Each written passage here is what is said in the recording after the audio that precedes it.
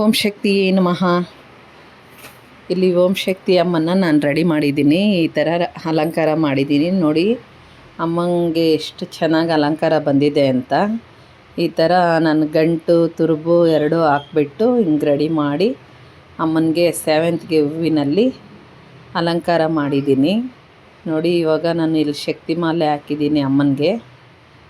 ಈ ಥರ ಜಡೆ ಹಾಕಿ ನಾನು ರೆಡಿ ಮಾಡಿ ಅಮ್ಮನ ಅಲಂಕಾರ ನಿಮಗೆ ತೋರಿಸ್ತಾ ಇದ್ದೀನಿ. ಅಲಂಕಾರ ಇಷ್ಟ ಆದರೆ ಒಂದು ಲೈಕ್ ಮಾಡಿ. ಅಮ್ಮನ ಅಲಂಕಾರ ನೋಡಿ ಆನಂದ ಪಡಿ.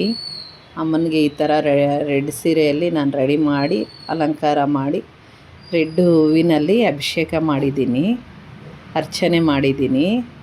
ಅಮ್ಮನಿಗಂತೂ ತುಂಬ ಚೆನ್ನಾಗಿ ಮುಖದಲ್ಲಿ ನೋಡಿ, ಕಡೆ ನೋಡೋದಕ್ಕೆ ನಿಮ್ಗೆ ಅಮ್ಮನಿಗೆ ಖುಷಿ ಆಗುತ್ತಲ್ವ. ಅಮ್ಮನ ನೋಡ್ತಾ ಇದ್ದರೆ ನಿಮಗೂ ನೋಡಬೇಕು ಅನಿಸುತ್ತೆ. ಅಮ್ಮನ ಅಲಂಕಾರ ತುಂಬ ಚೆನ್ನಾಗಿ ಬಂದಿದೆ.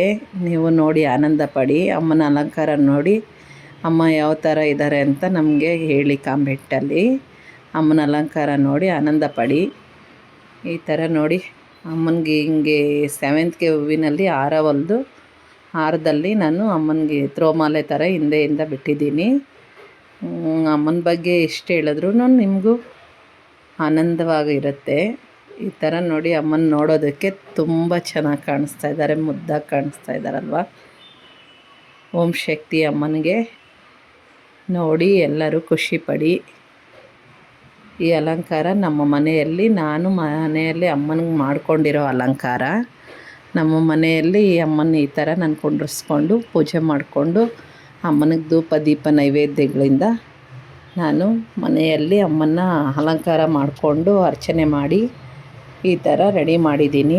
ಈ ಅಲಂಕಾರ ನಿಮಗಿಷ್ಟ ಆಗ್ಬೋದು ಅಂದ್ಕೊಳ್ತೀನಿ. ಈ ಅಲಂಕಾರ ನಿಮಗಿಷ್ಟ ಆದರೆ ಒಂದು ಲೈಕ್ ಮಾಡಿ.